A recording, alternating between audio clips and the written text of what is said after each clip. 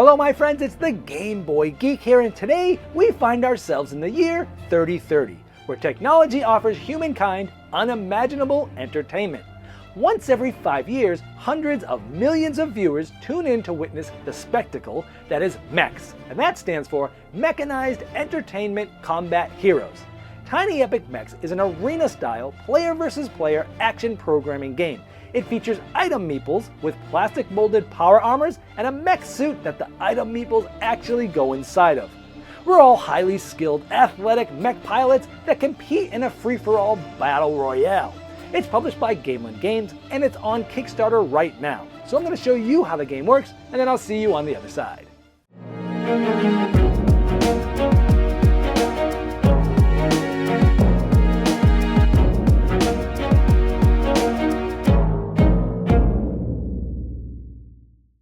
This is a Kickstarter preview, so all the art and components you see here are prototype, and you're going to want to check the Kickstarter page.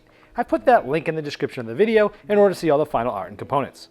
Now here's the arena set up for 4 players. In this case we have 4 different bases, and the arena gets set up differently depending on the amount of players. Over the course of the game, players will be moving their item meeples around the different areas in the arena, and they're going to be collecting different resources, starting combat, and trying to control different areas for points. The game is played over 6 rounds, and at the end of the even rounds, 2, 4, and 6, there's going to be some scoring where players will get points for controlling certain locations in the arena. They'll get points for having their item meeple on certain locations, or having some of their mines and or turrets on certain locations, and if you happen to be in the Mighty Mech suit, you'll get points as well, but there's also plenty of other ways to get points throughout the game that we'll go over later.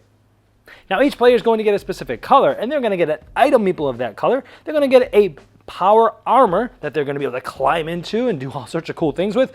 They're going to have a player aid that helps them through different parts of the game. They're going to get some turrets and some mines. And by the way, these are prototype, as I mentioned earlier.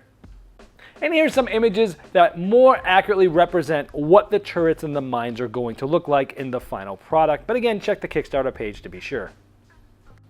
Players will also get some cards that they're going to be using to program their actions, and each player starts with 3 of the different resources. The yellow here is energy, and the blue are credits. Each player is going to be given a pilot, and that's who you'll be during the game. Now each of them has a special ability, and as you can see, they all have a different look and feel. Now some of the pilots shown at any point in this video are stretch goals and will not be available unless unlocked. So you'll want to check the Kickstarter project page for these details. And here are some more for you to look at. Each player will also be able to secretly select one of the 4 different type of basic weapons. They'll all secretly select it simultaneously so that nobody can see what anyone else is doing, but you'll keep one of these. Now each of those weapons that I showed correspond with a specific item here that you'll actually be able to put into your item meeple's hand. So here we have my pilot. We have my red item meeple that is holding the energy sword that I selected at the beginning. Each of the pilots can have up to 2 basic weapons that they're holding at once, and we have some health here that starts at 6. All rounds will go through 2 main phases where you're going to be programming and then executing those programs. Each player has their programming card. There's 8 of these, and you're going to select 4 of those to program in order that you want them to happen from left to right. Now since you have 8 of these cards and you're only selecting 4 of them, the 4 that you're not selecting are used to cover up your actions.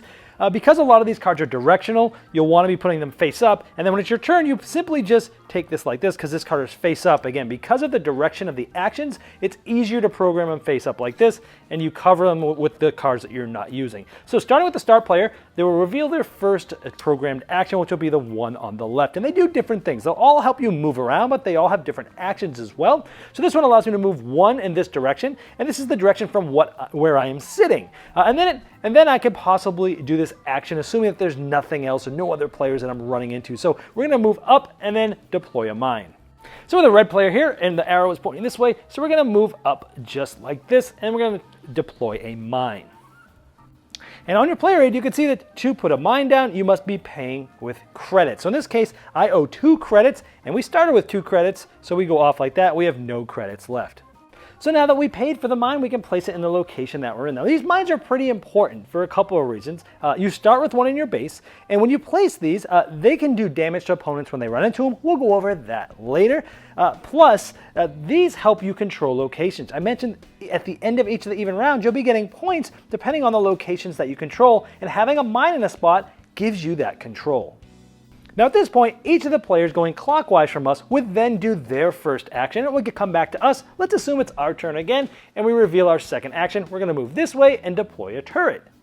So here we go, we're going to move this way here, and we're going to have to pay for that turret here, and it's going to be 2.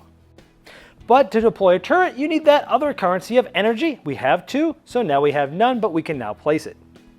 So here we go here. Now turrets also do damage to other players, we'll talk about later. But again, just like the mines at the end of the even rounds, you'll be getting points for this location because you're controlling it with a turret. And that's with or without having your item meeple there. These mines and turrets control those locations for you. So let's say all the other players have taken their next action as well, and now it comes back to us, and our third action is to collect. We're going to move down. So here we're going to go down, and you collect from each area you control. So it's the area that we're in because we control it, and any location that we have mines or turrets. And the resources that you get are on that location. So we have a credit here, and energy. And since this is a base, you get 1 of each. So here I'm going to get 3 credits and 2 energy. And if you remember, we had just spent all this dropping those mines and turrets, so we had none of each, but now we have 3 credits and 2 energy. And all the other players took their turn clockwise order, comes back to us, and we are going to move this way and then purchase. So we're going to move, and then we're going to purchase a weapon. Now when purchasing a weapon, you can buy one of the 4 basic weapons that you don't already have, with the purchasing costs shown as the different resources there. Now keep in mind, you can hold 2 basic weapons on your item meeple at the same time. Now you can actually have more weapon cards than you're holding. At the beginning or end of your turn, you can swap out which weapons you're holding.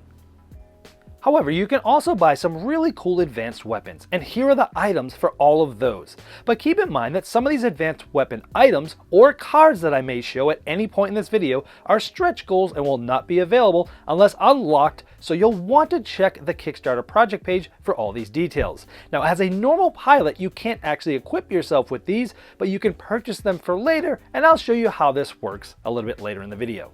Now there'll be 4 different possible advanced weapons that you can buy, again paying the specific costs, and they do all sorts of things that have special abilities. We'll go over some of these later. So once all the players have taken their 4th and final action, this will move to round 2, and the start player will move clockwise to the next player, and you'll do another round. But remember, at the end of this round, there'll be some scoring based upon what I talked about earlier. Let's go over some of the other actions you can select. Now you know how the sequence of actions work and how you program them, so I'm going to go just over the actions themselves. This one is a diagonal jump. So this allows you to just jump diagonally where normally you have to move in up, down, left, right, orthogonal ways. You can play a double jump, which allows you to go 2 locations away in this direction. You're jumping over this one, not hitting anything that's in it. For example, if there was a mine from another player, I'd be jumping over this and coming here. So now you know the main movements and such. Let's go over sort of some of the other things that might happen as you're moving.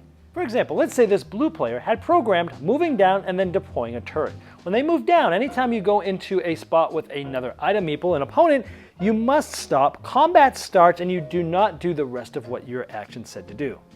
So in combat, I brought both pilots next to each other. This one has this weapon, this one has this weapon. Usually they'd be further away, you might have weapons on the other side of you, but I put a player aid here to help us see what would happen. This player, the blue player, they had initiated the combat, so they're going to get a point just for doing so. Then they're going to be the first ones to attack. They could take either weapon that they have, in this case just this one, and because it's an opening attack, they would use this, and this would do 1 damage. They'll twist it sideways to say that that weapon's been used, and this player is going to take 1 damage. Now if you notice, there's different types of weapons here. These are melee, this is area, and this is ranged. Certain weapons can counter other weapons. The melee can counter area weapons. This is an area weapon. This has not been used yet, and it can counter this type of weapon. You can actually use the second line as a counter. So instead of doing 1 damage and having no additional effect, this will now do 2 damage, and it says that the enemy loses 1 credit and 1 energy as well. So this player would get 2 damage like this, and they would end up losing 1 of each of those resources, and it's like this. Now this would keep going back and forth as long as players had weapons in order to use. But in this case, neither player has it, but it's this player's turn because it goes back and forth. If they have no weapons to use, they must retreat. And if you had weapons and you didn't want to fight any longer, you could also retreat. Plus, each player is going to get a victory point for every damage they've done. So this player would have gotten a victory point for this, and this player would have gotten 2 victory points for this counterattack. And players will be tracking their points on this victory point track. The blue player now has to retreat, which was the attacker. The other player that caused this player to retreat would also get a point. So red would get a point. So in this case, blue got a point for initiating the combat. Red got a point for causing this player to retreat. They get to go to an orthogonal place that does not have any mines, turrets, or item meeples on there. And then both the players would be able to sort of refresh their weapons. Now, when a player retreats, they get to pick up all of their future programmed actions and all the ones they may have already spent, put them in their hand because they put this card in front of them. They're in ad hoc mode, which basically means for the rest of the turns this round, they get to actually select any card they want at that time and play it any way they want, including cards that they've already played this way this round. But you cannot attack on your very next turn. So it's sort of a balance. So if you do get hit and retreat, you have some freedom for the rest of the turns this round. Now that whole battle sequence had some points going back and forth, but it's very clearly stated on your player aid: 1 point for starting combat, 1 point for every damage you do, and 1 point for causing a retreat. Now when moving, you might, because of other players' programmed actions, go places that you didn't really want to go at the time, but you have to do your programmed action. Let's say this player ran into where another player's mine was. Well, you must immediately take damage, and if you're still alive afterwards, then you can do what your card was going to allow you to do. So on mines, you flip this over and it will have a value between 1 and 4. You take that damage plus the damage of that location. So this just did 5 damage. Now, this player only has 4 health left, so 1, 2, 3, 4. They essentially are going to get knocked out. Now this mine's going to go back to this player, and this player is going to get a point for knocking somebody out with their mine. Now that player will go back to their own base. They'll be able to start over with more health. They don't lose any weapons. If they have less than 2 resources, they make sure they have at least 2 of both. And then they also go into ad hoc mode for the rest of the round. As I showed you earlier, it allows them to program anything for the rest of the actions this round.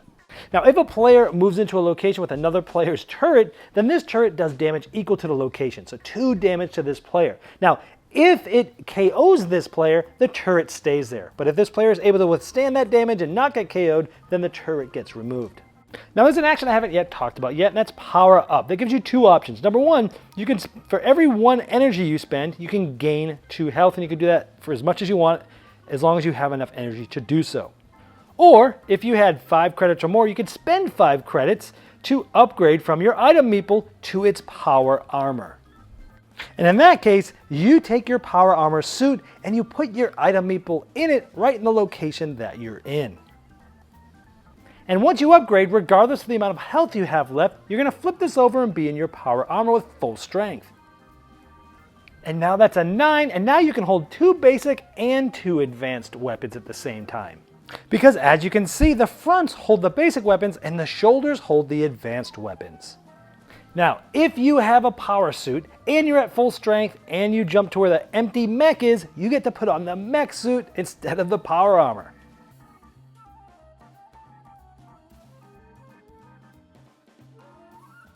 So now you're the Mighty Mech. You get 2 points for going in the suit. You have a full strength of 11 to start with. The Mighty Mech cannot heal though, but you can hold 4 advanced weapons at a time, and 2 could go up top and 2 can go on the sides.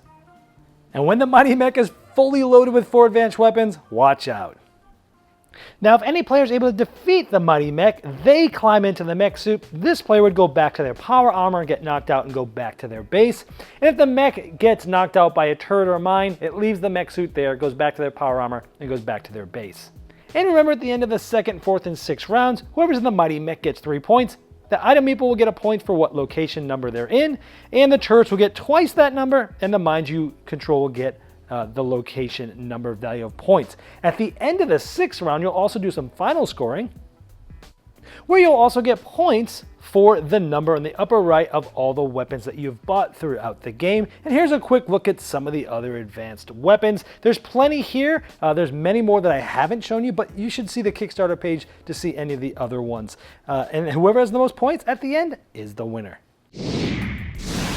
Well, there you have Tiny Epic Mechs, and as I've shown in the overview, you'll be programming your way to victory points through combat, controlling portions of the arena, and the mech suit. If you'd like to see the final art and components and all of the different pledge levels available, you can click the link below me in the description of this video, and it will take you right to the Kickstarter project page, and I'm sure the fine folks at Gamelyn Games would love your support.